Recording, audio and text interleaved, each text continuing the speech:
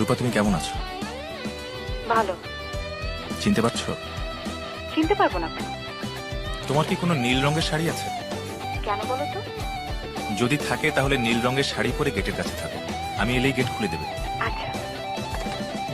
দেখি তোমাকে আছো দাঁড়িয়ে